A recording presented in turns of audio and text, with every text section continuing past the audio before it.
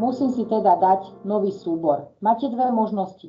Buď kliknete na tento papier nový, alebo si pomocou tejto šipky, tohto trojuholníku, rozbalíte menu, kde kliknete na súbor a vyberiete nový.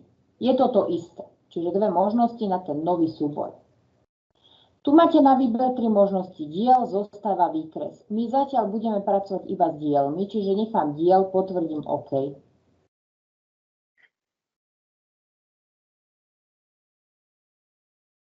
Skontrolujem si vpravo dole to MMGS, keby tam bolo niečo iné, tak si to treba prepnúť na to MMGS, lebo kreslíme v milimetroch.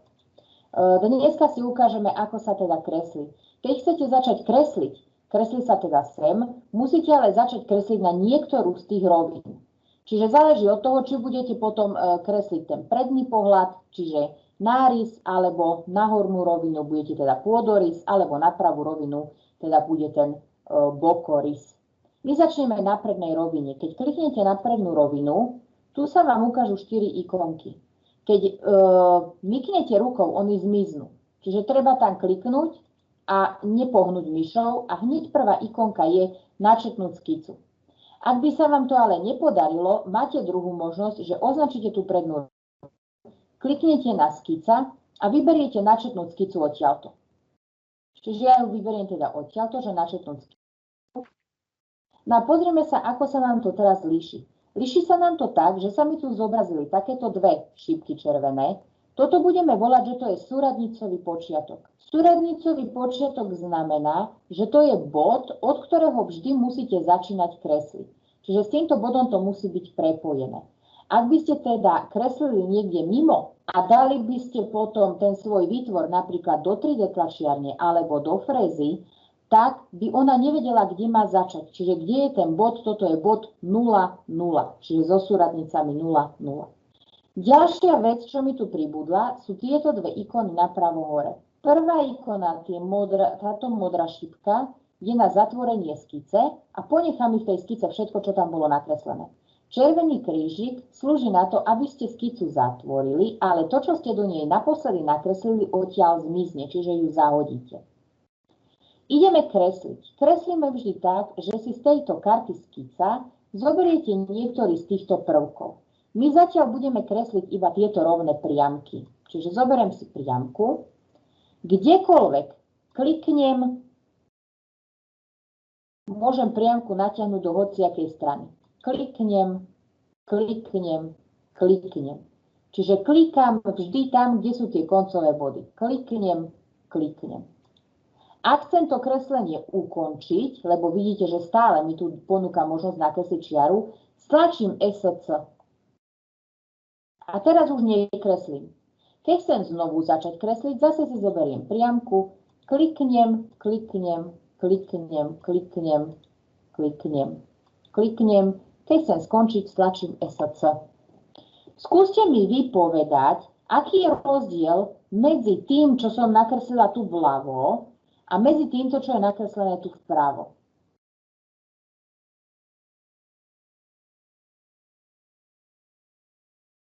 Že to je ukončené.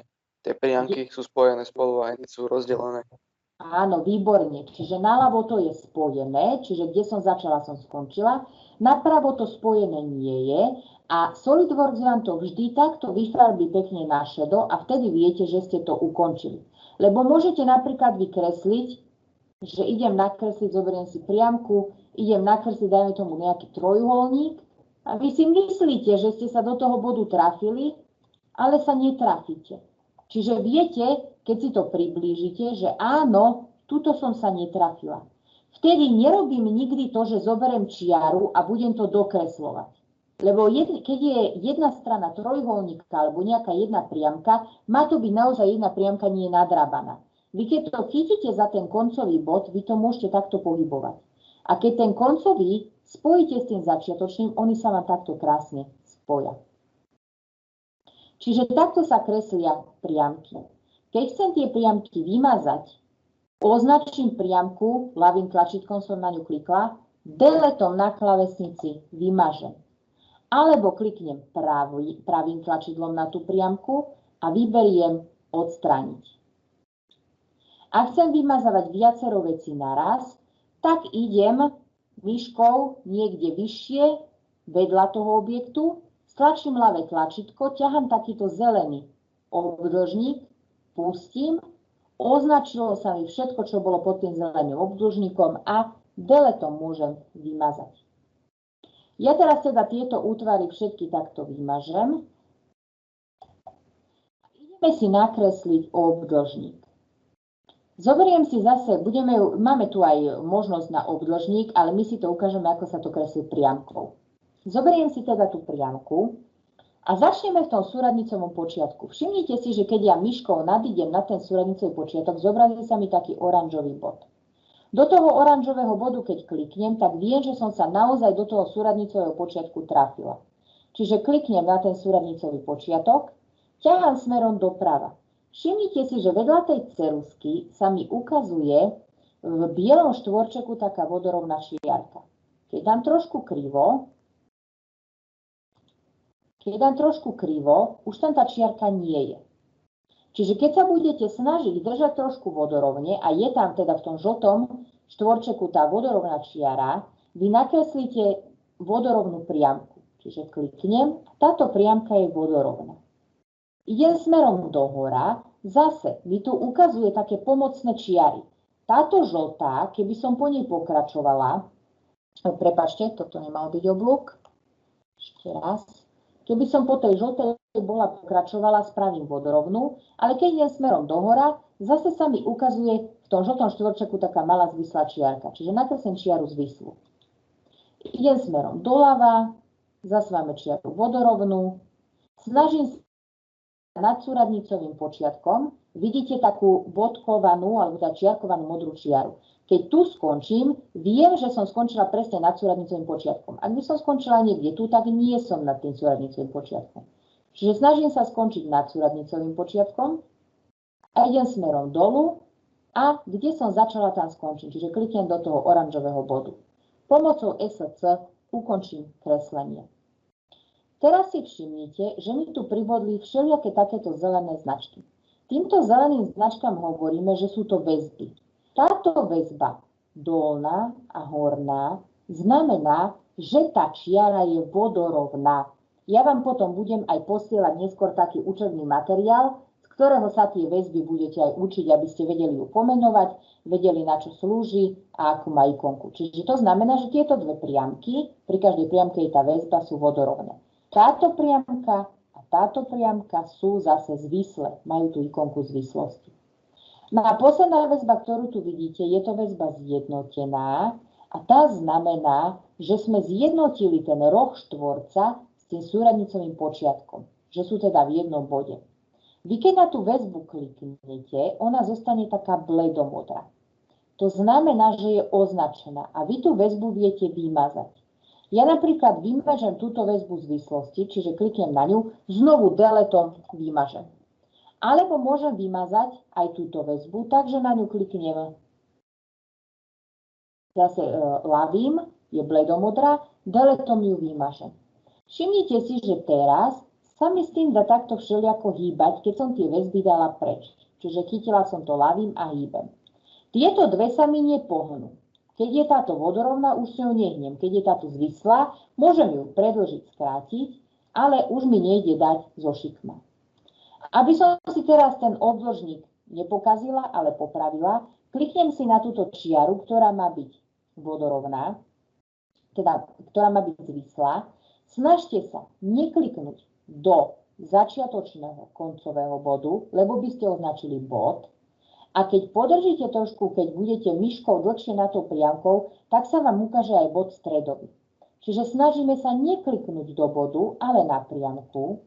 A tu sa mi ukážu ikonky, kde môžem vybrať tie dve základné väzby, buď vodorovnú alebo zvislú. Čiže ja v tomto prípade chcem zvislú, tak vyberiem zvislú. Ak by mi to tuto zmizlo, nevadí, tá priamka je stále označená, vľavo mám tie väzby vodorovná, zvislá. Čiže vyberiem tu zvislú. To isté urobím na tejto priamke hornej, čiže kliknem na ňu a vyberiem väzba vodorovná. Znovu môžem vybrať odtiaľto, alebo aj túto zľava vodorovná. Teraz, keď s tým budem chcieť takto hýbať, Už mi to nepôjde pohybať do šikma, ale už mi ide len ten obdĺžnik zväčšovať, zmenšovať. Už sa mi to nejako inak nepohne. Takže to sme si ukázali, ako sa teda robia väzby. Ideme teraz na tieto dve ikonky. Ukončiť skicu alebo zahodiť skicu. Keď ja stlačím teraz toto modré tlačítko, čiže s tou modrou šipkou, aj ho stlačam, skica sa zatvorila. Čiže ako keď píšete do zošita a zatvoríte zošit. Čiže je to tam, ale nemôžete to teraz upravovať. Tá skica 1 sa nachádza tu vľavo. Keď kliknete niekam vedľa, ten štvorec je šedý. To znamená, že nie je tá skica označená. Keď kliknete v manažéri na skicu 1, ona zostane bledomodrá, čiže je označená. Ale stále nemôžem do nej dokreslovať alebo niečo meniť. Ak by som chcela do nej dokreslovať alebo meniť, kliknem si znovu sem na toto skica 1. Najlepšie je, keď klikáte na tú ikonku, nie na názov, lebo ak budete klikať na názov, môže vám to ponúknuť premenovať tú skicu. My ju ale nechceme premenovať, preto kliknem niekde vedľa, klikám na tú ikonku tej skice a vyberiem upraviť skicu, túto prvú ikonku. A znovu sa mi skica otvorila, čiže ukázal sa mi súradnícový počiatok, ukázal sa mi tieto dve ikonky na zatvorenie skice. Ja teraz dokreslím takúto čiarku, hoci kde. Čo sa stane, keď stlačím tento červený krížik? Pýta sa ma, či chcem zahodiť zmeny v tej skici. Áno, chcem ich zahodiť a ukončiť skicu. Ak dáte storno, nič sa nedeje, pokračujete znovu v tom kreslení. Ja dám znovu ten červený krížik.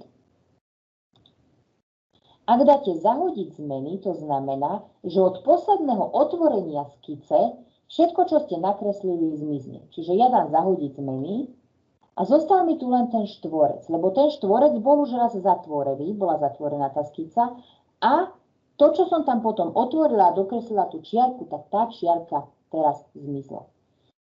Keď znovu dám upraviť tú skicu, čiže kliknem túto na tú ikonku, upraviť skicu, znovu dokreslím čiarku,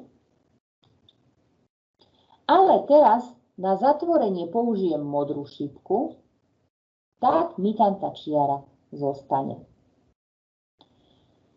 Ešte si ukážeme, ako uložíme súbor, čiže klikám na súbor uložiť.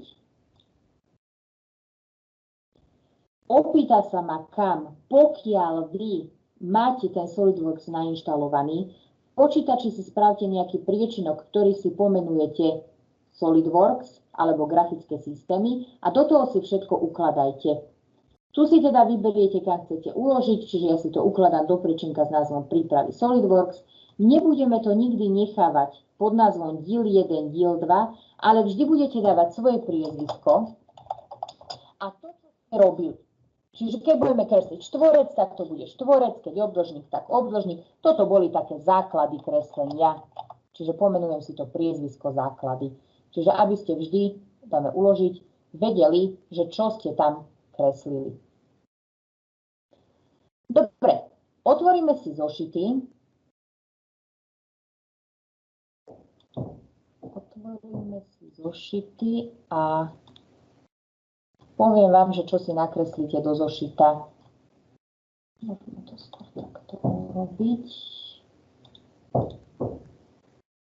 Máme tie zošity? Chlapci? Máme, dobre. Takže spravíme takto výstrižok obrazovky. No.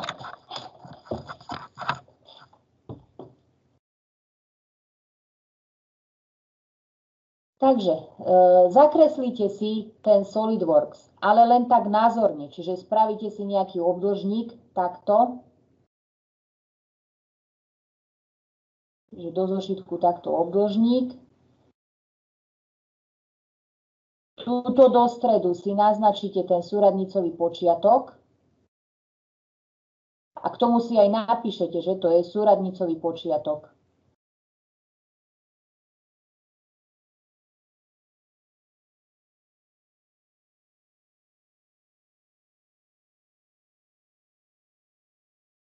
Čiže zakreslite si ten súradnicový počiatok.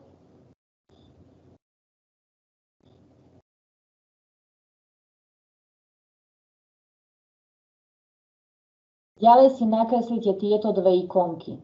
Čiže snažte sa tak, aby ste vedeli, že to má modrú farbu, že je tam taká šípka. K tejto ikonky si napíšete, že zatvorí skicu.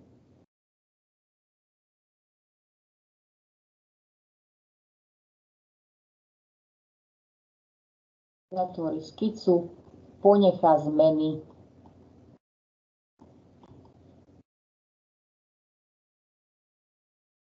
No a k tomu červenému krížiku, čiže nakreslite si tam ten červený krížik a k tomu si dáte, že zatvorí skicu,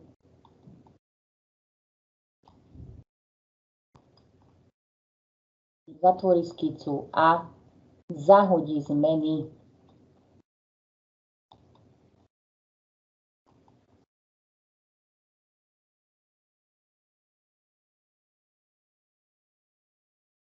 Ja vám potom tento obrázok, aj vy si to takto názorne do zošitku dajte, a ja vám tento obrázok potom pozdielam buď cez ten MS Teams alebo cez EduPage, ešte uvidím. No a toto je vlastne tá skica 1. A sem na túto ikonku, keď kliknete na tú skica 1, tak môžete upravovať skicu. Čiže kliknem ľavým